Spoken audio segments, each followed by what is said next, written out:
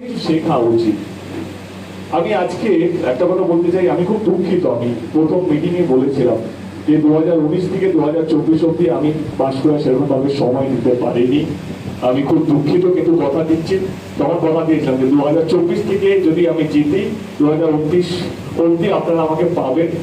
আমি 3 মাস হয়েছে, 3 মাসে আমি অলমোস্ট 3 বার চলে এসেছি পাঁশকুড়াতে, এবং এটা শুধু এখন নয়, আমি আপনাদের পাশে উন্নয়নের ক্ষেত্রে। আমি রাজনীতি ওরকম ভাবে করতে পারবো না, যেরকম মঞ্চে যারা বসে আছেন, আমি সেই রাজনীতি বুঝিও না, কিন্তু যেখানে যেখানে পাঁশকুড়ার মানুষের উন্নয়ন লাগবে, যেখানে যেখানে আমার হস্তক্ষেপ লাগবে, যেখানে যেখানে কোনো মন্ত্রী বা কোনো ডিপার্টমেন্ট বা কেন্দ্র সরকারকে আবেদন করতে হবে, আপনারা সব সময় আমাকে পাশে পাবেন। আমি চেষ্টা করব যেন সেই কাজটা যেন হয়।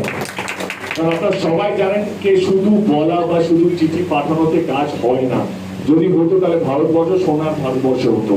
আমাদের এখানে 10 বার 100 বার বললে, 1000 বার চিঠি পাঠালে